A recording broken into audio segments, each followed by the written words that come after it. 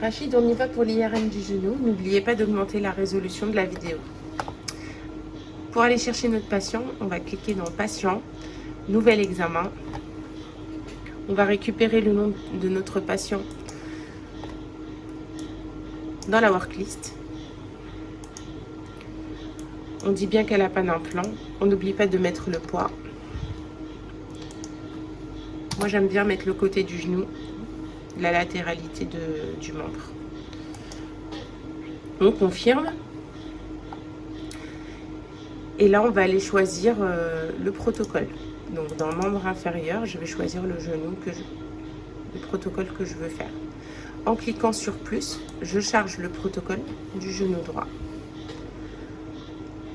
Et pour commencer, le surveil qui ici s'appelle Smart Knee, je clique sur démarrer l'acquisition.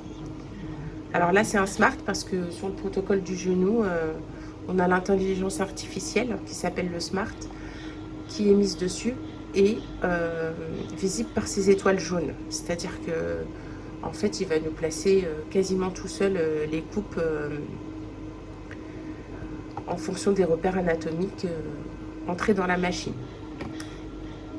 Donc quand vous avez cette étoile-là, vous avez quasiment rien à faire. Les coupes se placent automatiquement. Il y a juste à vérifier. Alors, il ne s'appelle pas Surveil, mais Smart Knee parce que c'est une boîte 3D qui va se reconstruire dans les 3 plans pour permettre après de mettre les coupes. Voilà, donc là, j'ai une coupe sagittale. Je la montre bien. Une coupe coronale et une coupe axiale reconstruite du Smart. Pour placer mes coupes, je double-clique sur la séquence. Donc là, tu places la sagittale. Exactement. Donc là, tout ce qui est articulaire, généralement, on fait un plan T1 et 3 plans T2 ou DP FAT7. D'accord. Donc, pour le genou, notre repère, ça va être soit la ligne bicondylienne sur une coupe axiale. Donc, soit on se mettra en parallèle ou en perpendiculaire en fonction de la coupe. Soit le plateau tibial là et là. Donc là, pour le sagittal, on va se mettre donc par rapport au plateau tibial.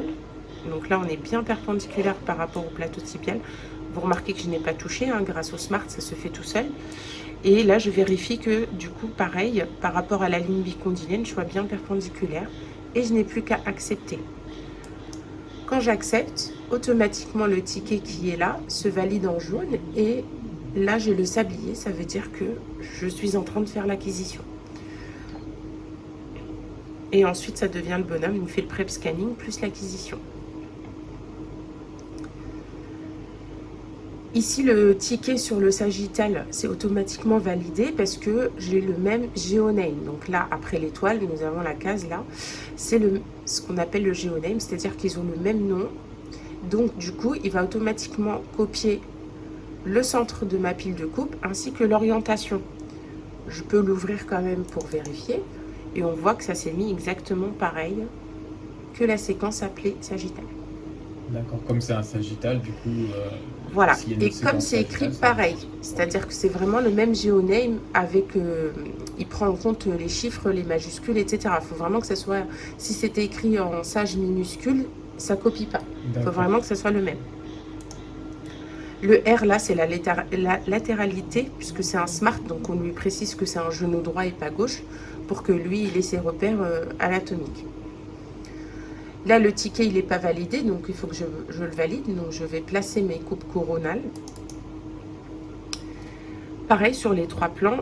Et ce que tu vois en bleu, l'arachide, c'est la bande de saturation. Donc là, il n'y aura pas de signal. Il sera saturé, ce sera une bande noire. Donc là, on va éliminer, par exemple, ce qui est vasculaire. D'accord.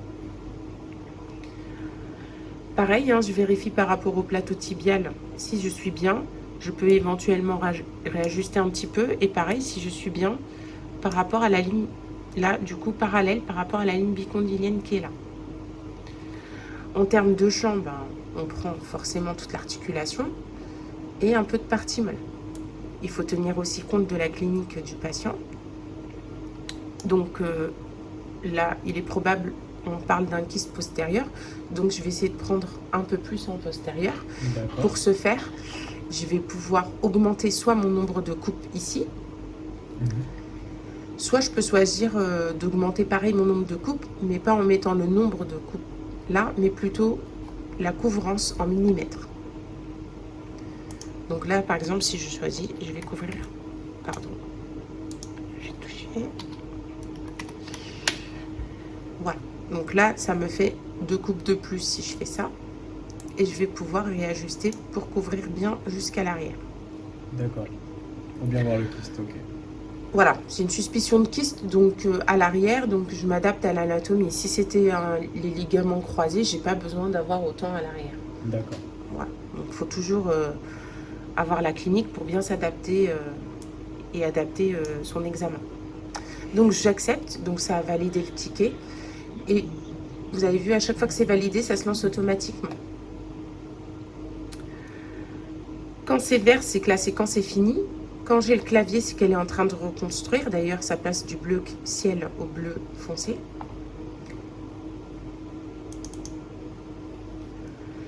Là, je passe mes coupes axiales, donc toujours par rapport à ce fameux plateau tibial et la ligne bicondylienne.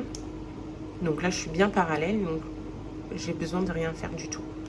Là, en termes de champ, pareil, je prends la rotule, je prends un peu plus qu'en bas au niveau du tibia. Pour visualiser les coupes déjà faites, je clique gauche et je glisse. Pour faire défiler, je clique gauche et j'avance ou je recule la souris et là, ça fait défiler mes images. Pour changer le contraste, ça va être la molette du milieu. Je clique dessus et je vais pouvoir changer mon contraste pour bien visualiser.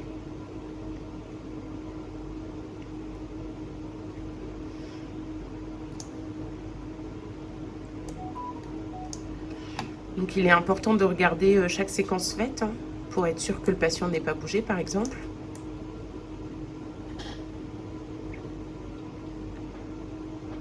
Là on peut voir qu'elle a un kyste postérieur, donc on va essayer de le... C'est pour ça qu'il était important de le couvrir. Ce qui a défilé là, c'est la séquence qui est en train de se reconstruire. Donc ça nous permet de jeter un coup d'œil rapide. Mais je ne peux pas faire défiler. Il faut vraiment cliquer gauche et glisser pour faire défiler. Sur l'un de ces 3 écrans là d'ailleurs.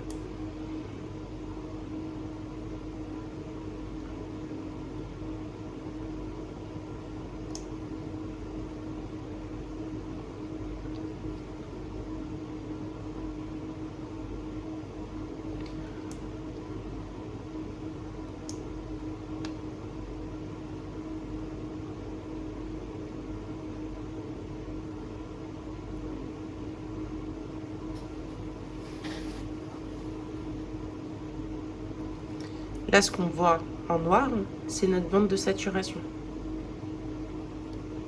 D'accord. Dont on parlait tout à l'heure.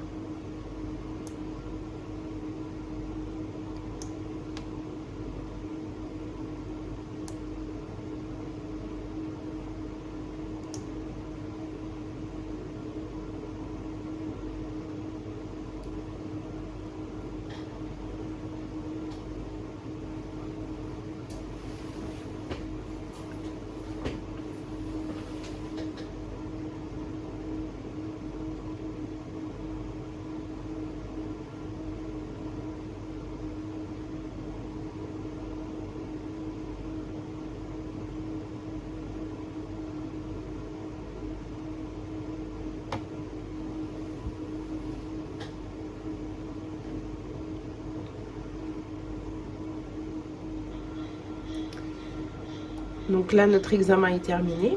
Ce que je peux déjà visualiser ici, la dame n'a pas bougé. On va pouvoir faire nos images. Donc pour faire les images, on prend la série qui nous intéresse. On clique droit et on va dans configuration de reprographie. Ici, j'ai le viewer du livret. Je vais pouvoir choisir le nombre de colonnes et de lignes, supprimer ou pas des images, celle qui m'intéresse. Donc je peux cliquer droit, supprimer image, par exemple, celle que je n'en veux pas. Si j'ai plusieurs pages et que je veux aller sur la page d'après, je clique gauche et je fais défiler de gauche à droite, ou de droite à gauche. Je peux ajouter, comme je vous ai dit, des lignes ou des colonnes avec le plus, là pour les colonnes, par et moins. Si je veux supprimer toute cette page qui ne m'intéresse pas, je clique droit, je fais supprimer la page. Et là, il me repasse sur la page qui est bonne. Je peux réajuster le contraste avec la molette du milieu comme tout à l'heure. Je peux zoomer en cliquant sur la molette du milieu et le clic droit de la souris. Et je peux également déplacer, pareil, clic gauche et milieu de la souris. Je peux déplacer mon image. Donc là, tout ça, c'est les petits raccourcis pour aller traiter votre image. Quand ça me convient, je clique sur Repro. Donc là, ça envoie au livret. Je vais pouvoir enchaîner les autres. Donc pour enchaîner l'autre page, cette fois-ci, j'ai juste à cliquer sur la séquence et faire glisser comme tout à l'heure. Et là, il me l'affiche. Je peux sélectionner plusieurs pages en même temps avec la flèche du haut ou le contrôle, comme vous le souhaitez. Clic droit, supprimer image, et ça va supprimer toutes celles que j'ai sélectionnées en bleu. Si je passe à l'autre page et qu'elle ne m'intéresse pas, pareil, je supprime. J'utilise les mêmes raccourcis pour zoomer, contraster, et quand ça me convient, pareil, je fais repro. Je vais procéder de la même avec les autres séquences.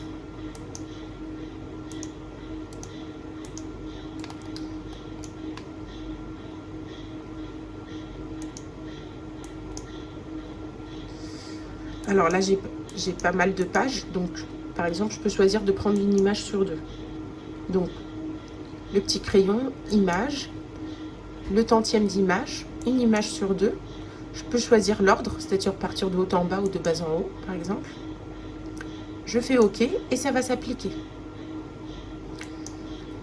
Ces deux-là, je n'en veux pas. Je supprime la page. Et là, j'ai pas pris toutes les images, sinon ça fait beaucoup trop de pages.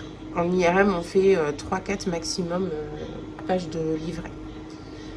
Je fais la reprographie. Au bout d'une minute, mon livret se lancera. Il nous reste le CD, Rachid. Donc, dans Patient, Administration, on va sélectionner le nom de notre patiente. Ici, on choisit le graveur. Et j'envoie au graveur. L'examen est donc terminé. Merci beaucoup, Wafa.